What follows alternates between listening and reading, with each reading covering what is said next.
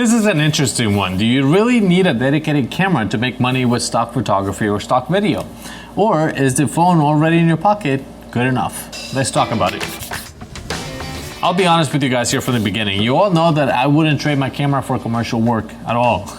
But for stock photography, is that a different conversation? Phones versus camera, the reality. Phones today are incredible. They're portable, they're always with you, they're easy to use, and computational photography, that's out of this world. It's been improving massively over the last few years. Now, depending on who you ask, some people think that computational photography is just a fancy way of saying that the phone guessed and hoped for the best.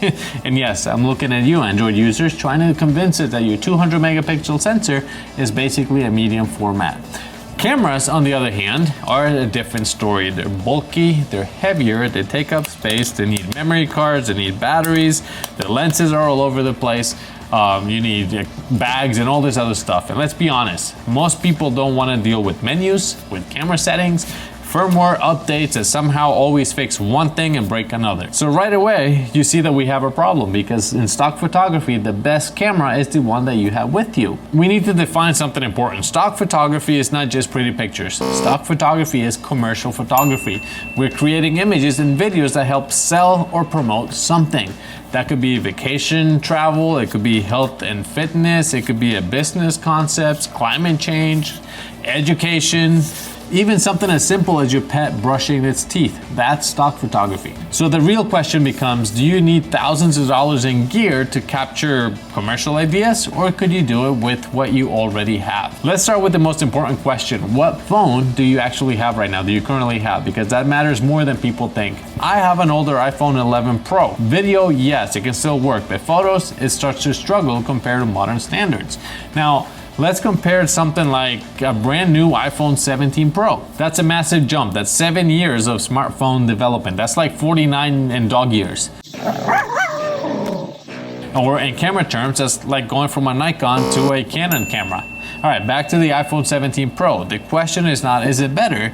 The real question is it good enough for commercial work? Let's take the iPhone 17 Pro versus the Canon R8 with the 24 to 50 millimeter kit lens. Let's say they cost about the same, so let's just call it even. On paper, the iPhone looks insane. 48 megapixels, multiple lenses already built in. It's got the ultra wide, the wide, and the telephoto.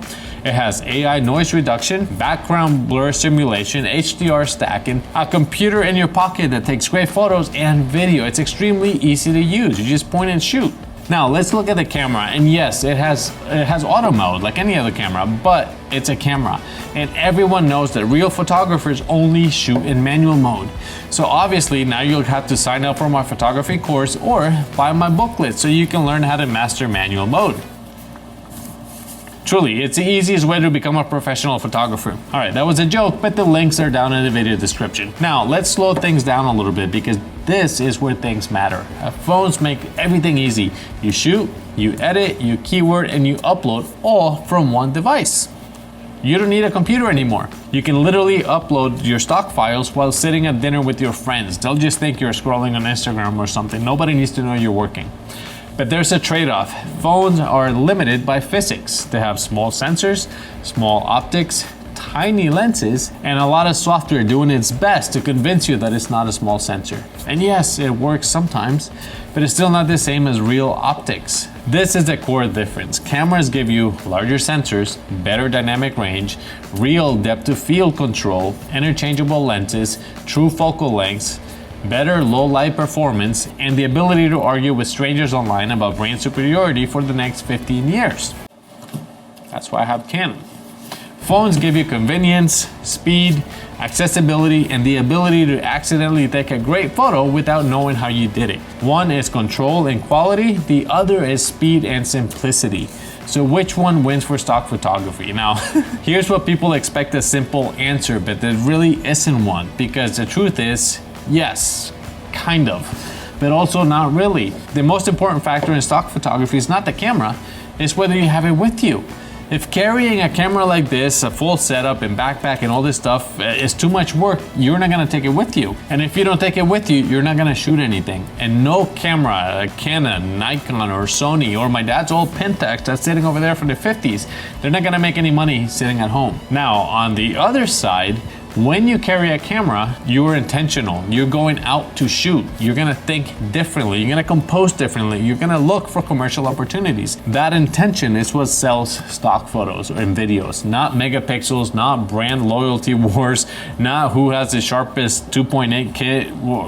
No, it's that intention. Phones are fantastic for stock video, and in many cases, they're way more than enough with 4K, 60 frames a second, image stabilization, fast editing, and you can shoot, edit, and upload without ever touching a computer, which is great. Until your Android overheats mid-shoot because it saw sunlight for 3 seconds. But still, very capable. Photography is where things get a little bit more complicated. A dedicated camera still has the edge, especially when it comes to optics, depth, and consistency.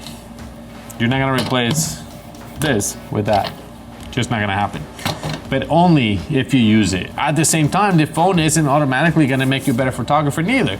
What matters most is that intention. Are you just creating snapshots, or are you creating images with commercial purpose? That separates what sells from what doesn't. Now, this whole debacle really comes down to something simple. Phones today are incredible, but cameras are still unmatched in many ways. And yes, Canon, Sony, Nikon, everyone is doing amazing things. Even if Nikon is still out there building tanks instead of cameras, but none of that matters if you don't use it. Now, I'm curious, are you making more money from stock photography or video using your phone? Or are you still relying on a dedicated camera? Let us all know here in the comments. And if you enjoyed this video, make sure you like and subscribe for more content on stock photography, video, and making money with your camera. I'll see you in the next one. Bye.